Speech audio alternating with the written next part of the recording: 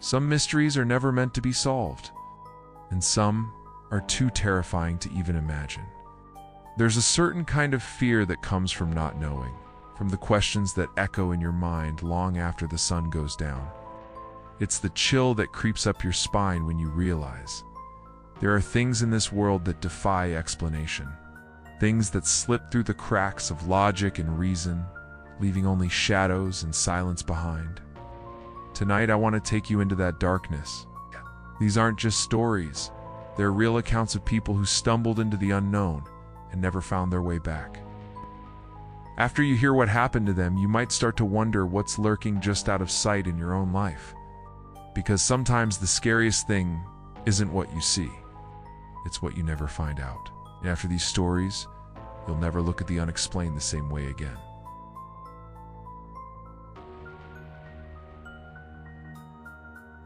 I grew up in a small town where everyone knew everyone, and secrets were hard to keep. But there's one secret that's never been solved. One that still makes people lock their doors a little earlier and avoid driving alone at night. It's the story of what happened to Emily Carter on Old Mill Road. Emily was a year ahead of me in school. Smart, funny, the kind of person who made you feel like you belonged. She worked the late shift at the diner on the edge of town, saving up for college. That night, she'd stayed late to help close, and by the time she left, it was almost midnight. The sky was pitch black, no moon. Just a scattering of stars and the endless stretch of Old Mill Road winding through the woods. She called her mom before she left, said she'd be home in 20 minutes. She never made it. People say Old Mill Road is haunted, but I always thought that was just something parents said to keep kids from sneaking out. But that night, something was different. Emily's car was found the next morning, engine still warm, parked at a crooked angle on the shoulder. The driver's door was wide open, her purse still on the seat, phone wedged between the console and the seatbelt buckle. No sign of a struggle, no footprints in the mud, just the faint smell of her perfume lingering in the air. The police searched the woods for days. Volunteers combed every inch of the roadside, calling her name until their voices were hoarse. But there was nothing. No blood, no torn clothing, not even a broken branch. It was like she'd stepped out of her car and vanished into thin air. But here's where it gets weird. The night Emily disappeared, a truck driver passing through town reported seeing headlights behind him on Old Mill Road. He said the car was following him too closely, high beams flashing, almost like it was trying to get his attention.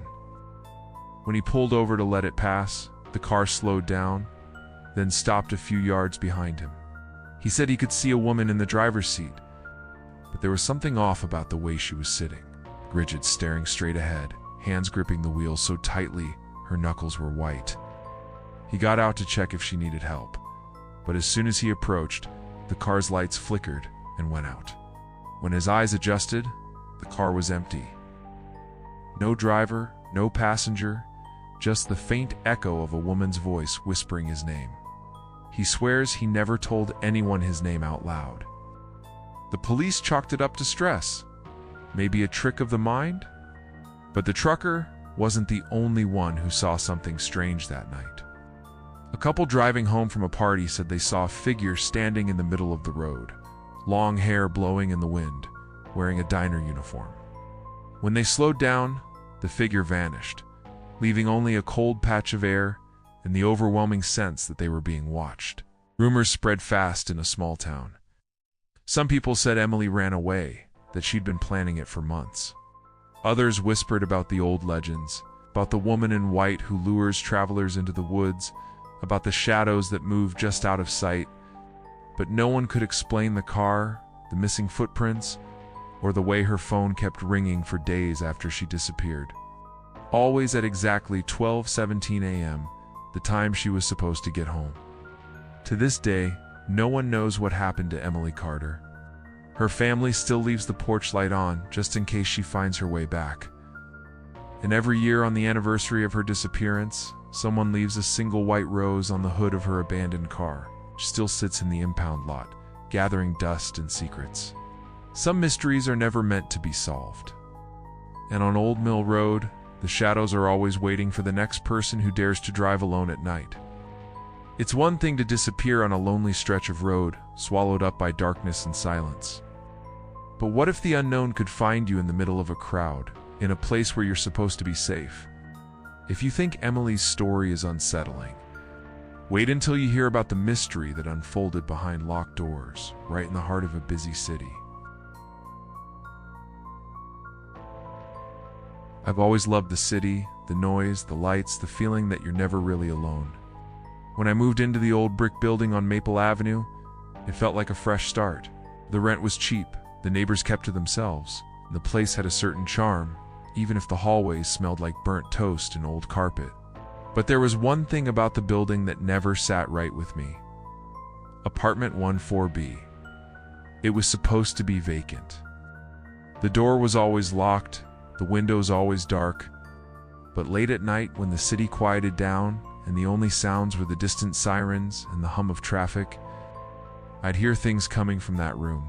Sometimes it was a low, rhythmic thumping, like someone pacing back and forth.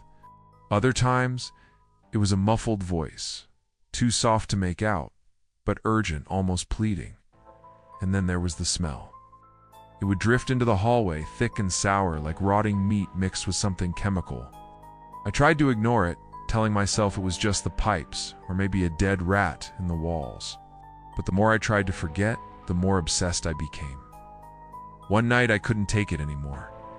I pressed my ear to the door, heart pounding, and heard what sounded like scratching, fingernails dragging across wood. I knocked, half expecting someone to answer, but the noise stopped instantly. The silence that followed was worse than any sound. I backed away, but I couldn't shake the feeling that something or someone was listening on the other side. I started asking around, but no one wanted to talk about 14B. The super just shrugged and said it was being renovated. But I never saw any workers go in or out. Mrs. Patel from 12A told me in a whisper that the last tenant had left in the middle of the night, leaving all their belongings behind. She wouldn't say why. The next week the smell got worse. It seeped under my door, clinging to my clothes and hair. I called the building manager, demanding they check it out, but he brushed me off, said he'd get to it. That night, I woke up to the sound of footsteps in the hallway, slow, deliberate, stopping right outside my door. I held my breath, listening as the footsteps moved to 14B. There was a soft click, like a key turning in a lock, and then nothing. The next morning, I found a slip of paper shoved under my door. It was blank, except for a single word written in shaky red ink. Help. My hands shook as I stared at it, trying to convince myself it was a prank. But deep down, I knew it wasn't. I called the police. When they arrived, I watched from the end of the hall as they forced open the door to 14B. The smell hit us first, so strong it made my eyes water. But the room was empty. No furniture, no personal belongings, not even dust. The walls were freshly painted, but underneath the white, you could see faint red stains, like something had seeped through from the other side. The only thing in the room was a single, old-fashioned key lying in the center of the floor. The police searched the building, but found nothing. No sign of the previous tenant, no explanation for the noises or the smell. They told me it was probably just a prank, maybe some squatters passing through. But that night, as I tried to sleep, I heard the scratching again, this time coming from inside my own closet. I moved out a week later. Sometimes, when I walk past that building, I look up at the window of 14B. It's always dark, but every now and then, I swear I see a shadow move behind the glass. I still have the key. I keep it in a drawer, buried under old receipts and broken pens. I don't know what it opens, and I'm not sure I ever want to find out. Some mysteries don't stay locked away forever. Some doors once opened can never be closed again. It's easy to believe you're safe when you're surrounded by people, protected by walls and locks. But sometimes, the most disturbing mysteries are the ones that hide in plain sight. Right next door, just out of reach, never fully explained. If you thought a locked room in the city was unsettling, the next story is the one that keeps even seasoned investigators awake at night. Because what happened out at Blackwater Marsh still haunts everyone who hears about it. I used to think the scariest stories were the ones that happened to other people. Strangers in cities, names in the news. God. But what happened to us at Blackwater Marsh changed everything I believed about the world. And about what's really out there when the sun goes down. It started as a joke, honestly. There were 5 of us. Me, my best friend Tyler, his girlfriend Jess, our friends Marcus and Lila. We'd all grown up hearing the stories about this Blackwater Marsh. The strange lights that flickered over the water at night. The people who wandered in and never came back. The old-timers who swore the place was cursed. But we were young, bored, and convinced we were invincible. So when Tyler suggested we spend a weekend camping out there, we all said yes, half excited, half daring each other to go through with it. The marsh was about an hour outside town, past a crumbling sign in a dirt road that looked like it hadn't been used in years. The air was thick with the smell of mud and decaying leaves, and the only sounds were the distant croak of frogs and the buzz of insects. We set up camp on a patch of dry ground close enough to the water to see the reeds swaying in the breeze, but far enough that we didn't have to worry about getting our shoes sucked off by the mud. That first night, we sat around the fire, telling ghost stories and laughing at how jumpy Jess was. But as the flames died down, the mood shifted. The darkness out there felt different, heavier, almost alive. Every so often, we'd hear a splash in the water or see a flicker of movement in the corner of our eyes. Lila swore she saw a pale shape moving between the trees, but when we shined our flashlights, there was nothing there. Around midnight, the air grew cold, and a thick fog rolled in from the marsh, swallowing up the trees and muffling every sound. That's when we saw the lights, 3 of them, hovering just above the water, glowing a sickly green. They moved in slow, deliberate circles, never getting closer, but never drifting away. Either tried to laugh it off, but his voice shook.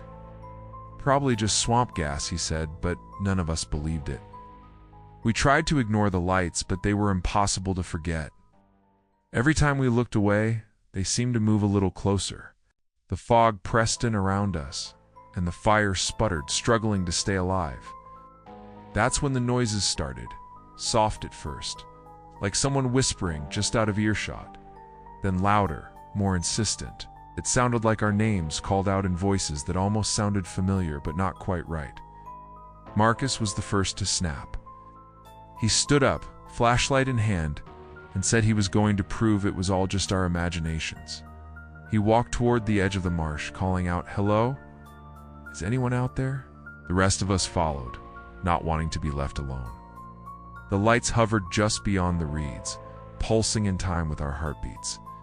Then, without warning, Marcus stopped. He turned to look at us, eyes wide with terror, and whispered, "Do you see them?" Before we could answer, the ground beneath him seemed to ripple, like water disturbed by a stone. He stumbled, reaching out for help, but his hand passed right through Tyler's arm like he was made of smoke. In the next instant, Marcus was gone. No splash, no scream, just empty air where he'd been standing. We searched for him for hours, calling his name until our voices were raw. The fog never lifted, and the lights never left. When the sun finally rose, we found Marcus's flashlight lying in the mud. Still on, the beam pointing straight up into the sky. Next to it was a single, perfect footprint, bare, and much too large to belong to any of us. The police said he must have gotten lost in the fog, wandered into the marsh, and drowned. But we know what we saw. We know Marcus didn't just disappear, he was taken. By what, or by who, I still can't say. Late at night I dream about those lights. And I hear Marcus's voice calling my name from somewhere deep in the fog. We never went back to Blackwater Marsh.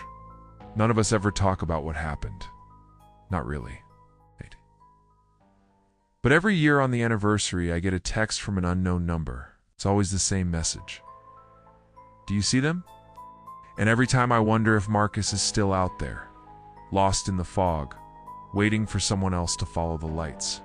Some mysteries never let you go, and some places are better left alone. There's something uniquely terrifying about a mystery that never finds its answer. It's not just the fear of what happened, but the endless possibilities of what could have happened. The questions that keep you awake at night, replaying every detail, searching for a clue that was never there. We crave explanations, neat endings, a reason for the things that go wrong in the dark. But sometimes, the world doesn't give us closure. Sometimes all we're left with is the echo of footsteps on an empty road, a locked door that never opens, or a friend's voice lost in the fog. Maybe that's why these stories stick with us long after the lights go out. They remind us that the unknown is always closer than we think, hiding in the places we trust most, waiting for the right moment to reveal itself. So, do you know of an unsolved mystery that still haunts you? Share your story in the comments. I want to hear what keeps you up at night, because some mysteries are never solved. And maybe, just maybe, that's for the best.